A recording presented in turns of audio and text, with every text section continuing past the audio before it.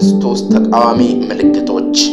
እጅግ የተወደዳችሁ የእግዚአብሔር ልጆች ይህ የመጨረሻ ዘመን ነው። መጽሐፍ ቅዱስ በአንደኛ ዮሐንስ መልእክት ምዕራፍ 2 ቁጥር 18 ላይ ልጆች ሆይ የመጨረሻ ሰዓት ነው፣ የክርስቶስም ተቃዋሚ ይመጣ ዘንድ እንደሰማችሁ አሁን እንኳን ብዙዎች የክርስቶስ ተቃዋሚዎች ተነስተዋል፣ ስለዚህም መጨረሻው ሰዓት እንደሆነ እናውቃለን ይላል። የክርስቶስ ተቃዋሚ ከራሽያ እንደሚነሳ ብዙዎች ይናገራሉ።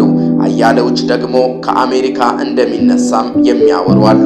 ሌሎች ደግሞ ከሌላ ሀገር ከአውሮፓ አህጉር እንደሚነሳም የሚናገሩ አልጠፉም። መጽሐፍ ቅዱስ ለነዚህ መላምቶች ሁሉ ጠለቅ ያለ መልስ ይሰጠናል። ዛሬ ስለዚህ ሐሰተኛ የክርስቶስ ተቃዋሚ እያንዳንዱ አማኝ ማወቅ ያለበትን 5 መጽሐፍ ቅዱሳዊ ምልክቶችን እነግራችኋለሁ። ውድ የመልእክተኛ ሚዲያ ቤተሰቦቼ ለዚህ ቻናል አዲስ ከሆናችሁ ሰብስክራይብ፣ ላይክ እንዲሁም ለሌሎች እንዲደርስ ሼር በማድረግ አብራችሁን እንድታገለግሉ በጌታ ፍቅር እናሳስባችኋለን። የክርስቶስ ተቃዋሚ የመጀመሪያው ምልክት ራሱን ከእግዚአብሔር በላይ ከፍ ከፍ ያደርጋል። ጳውሎስ በሁለተኛ ተሰሎንቄ ምዕራፍ 2 ቁጥር 4 ላይ እኔ እግዚአብሔር ነኝ ብሎ አዋጅ እየነገረ በእግዚአብሔር ቤተ መቅደስ እስኪቀመጥ ድረስ አምላክ ከተባለ ሁሉ ሰዎችን ከሚያመልኩት ሁሉ በላይ ራሱን ከፍ ከፍ የሚያደርገው ተቃዋሚ እርሱ ነው ይላል። የክርስቶስ ተቃዋሚ ከሚያሳያቸው ምልክቶች የመጀመሪያው ራሱን ከእግዚአብሔር በላይ ከፍ ከፍ ያደርጋል። ጳውሎስ በሁለተኛ ተሰሎንቄ ምዕራፍ 2 ቁጥር 4 ላይ እኔ እግዚአብሔር ነኝ ብሎ አዋጅ ያስነገረ በእግዚአብሔር ቤተ መቅደስ እስኪቀመጥ ድረስ አምላክ ከተባለው ሁሉ ሰዎችን ከሚያመልኩት ሁሉ በላይ ራሱን ከፍ ከፍ የሚያደርገው ተቃዋሚ እርሱ ነው ይላል። በዓለም ታሪክ ውስጥ ብዙ መሪዎች የስብዕና የአምልኮ ስርዓቶችን በመገንባት ጭፍን አምልኮን ይፈልጋሉ። እናም የክርስቶስ ተቃዋሚ ይህን አምልኮ ሙሉ በሙሉ አካቶ ራሱን እንደ መለኮት ያሳያል። የክርስቶስ ተቃዋሚ በፖለቲካ ብቻ ሳይሆን መንፈሳዊውን መልክ በመፍጠር ሁለንተናዊ ተጽዕኖን በማምጣት ሐሳቡንና የግል ምኞቶቹን ከእግዚአብሔር ሐሳብ በላይ ከፍ ያደርጋል። እውነተኛ ደቀ መዝሙር የሚሰግደው ለነገሥታት ንጉሥ ለሆነው ለኢየሱስ ክርስቶስ ብቻ ነው። በዕለት ተዕለት ሕይወታችን ልባችንን እየፈተሽን ለእግዚአብሔር ለእርሱ ክብር መኖር አለብን። ሁለተኛ የክርስቶስ ተቃዋሚ ከሚያሳያቸው ምልክቶች መካከል ተአምራቶችን፣ ድንቆችንና ልዩ ምልክቶችን በማድረግ ማታለል ነው።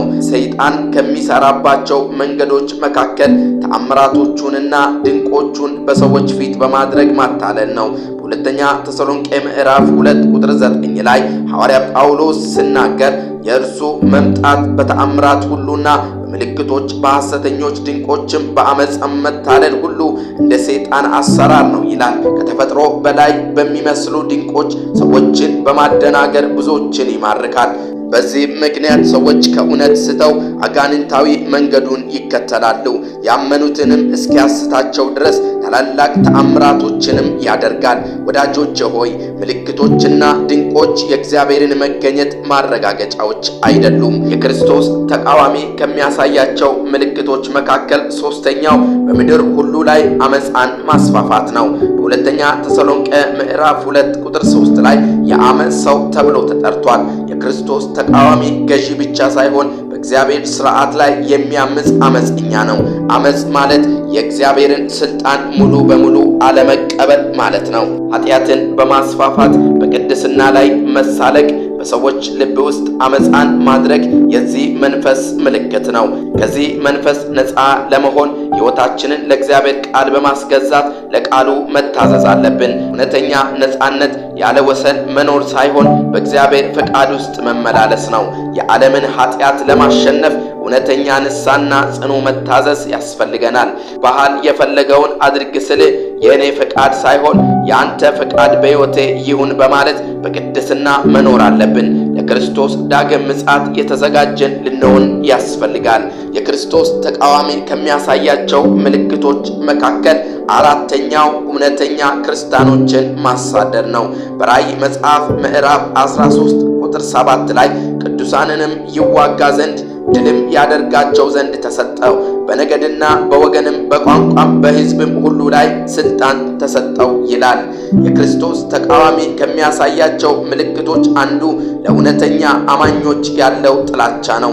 የክርስቶስ ተቃዋሚ ከሚያሳያቸው ምልክቶች አንዱ ለእውነተኛ አማኞች ያለው ጥላቻ ነው። ሰላምና አንድነት እንደሚመጣ ቃል ቢገባም እውነተኛ አጀንዳው የክርስቶስ ተከታዮችን ድምፅ ማጥፋት ነው። ስደት ምንጊዜም በቤተ ክርስቲያን ታሪክ ውስጥ አንዱ አካል ነው። ነገር ግን በመጨረሻው ዘመን በዓለም አቀፍ ደረጃ እየጠነከረ ይሄዳል። የክርስቶስ ተቃዋሚ ማታለል ብቻ ሳይሆን ኢየሱስን የያዙትን አጥብቆ እንደሚቃወም ማስታወስ አለብን። ጥያቄው ስደት ይመጣል አይመጣም ሳይሆን በእምነትና በመዘጋጀት እርሱን እየጠበቅን ነው ወይ የሚለው ነው። ዛሬ ሕይወታችሁን በጸሎት መጽሐፍ ቅዱስን በማንበብ ከቅዱሳን ጋር ኅብረት በማድረግ አካሄዳችሁን ከእግዚአብሔር ጋር ልታጠናክሩ ይገባል። በምድር ምቾት ሳይሆን በዕለት ተዕለት ሕይወታችን ውስጥ በእምነት የተገነባ ሕይወት ልንመሰርት ያስፈልጋል። የክርስቶስ ተቃዋሚ ከሚያሳያቸው ምልክቶች መካከል አምስተኛው ሁሉም ሰው ምልክቶቹን እንዲቀበሉና የራሱ እንዲሆኑ ማድረግ ነው። በራእይ መጽሐፍ ምዕራፍ 13 ቁጥር 16 እና 17 እንዲህ ብሎ ይናገራል። ታናናሾችና ታላላቆችም፣ ባለጠጋዎችና ድሆችም፣ ጌታዎችና ባሪያዎችም ሁሉ በቀኝ እጃቸው ወይም በግንባራቸው ምልክትን እንዲቀበሉ የአውሬው ስም ወይም የስሙ ቁጥር ያለው ምልክት የሌለበት ማንም ሊገዛ ወይም ሊሸጥ እንዳይችል ያደርጋል ይላል። ከዚህ ካነበብነው የመጽሐፍ ቅዱስ ክፍል እንደተመለከትነው የአውሬውን ምልክት ካልያዘ ማንም ሊገዛም ሆነ ሊሸጥ የማይችለውን የዓለም ሥርዓት መዘርጋት ነው። ይህ የሚያሳየው የክርስቶስ ተቃዋሚ በከፊል ተጽዕኖ የማይረካ መሆኑን ነው። ከእያንዳንዱ ሀገርና ግለሰብ ምልክቱን እንዲቀበሉ መቆጣጠር ይፈልጋል። የእርሱ ስልት መንፈሳዊ ማታለል ብቻ ሳይሆን ተገዥነትን ለማስገደድ ኢኮኖሚያዊና ማህበራዊ ግፊት ማድረግም ጭምር ነው። ለክርስቶስ ብቻ የሚገባውን አምልኮ በመተካት ዓለም እንዲሰግድለት ራሱን እንደ ዋና ፈጣሪ ማድረግ ነው። ኢየሱስ በቃሉ ለእግዚአብሔርና ለገንዘብ መገዛት አትችሉም ብሏል። ማቴዎስ ወንጌል ምዕራፍ 6 ቁጥር 24። ታማኝነታችን ለክርስቶስ ብቻ ነው። ስለዚህ ንጉሳችን ክርስቶስ ብቻ እንደሆነ በማመን በገንዘባችን በድርጊታችንና በሁለንተናችን በታማኝነት ለእርሱ መገዛት አለብን።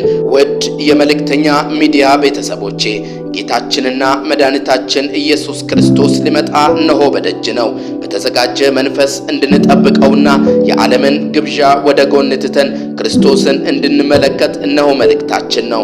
ውድ የመልእክተኛ ሚዲያ ቤተሰቦቼ ጌታችንና መድኃኒታችን ኢየሱስ ክርስቶስ ሊመጣ እነሆ በደጅ ነው። በተዘጋጀ መንፈስ እንድንጠብቀውና የዓለምን ግብዣ ወደ ጎን ትተን ክርስቶስን እንድንመለከት እነሆ መልእክታችን ነው። ይህንን ቻናል ሰብስክራይብ፣ ላይክ፣ ለሌሎችም እንዲደርስ ሼር በማድረግ እንድታገለግሉ በጌታ ፍቅር እንጠይቃችኋለን። እግዚአብሔር ይባርካችሁ።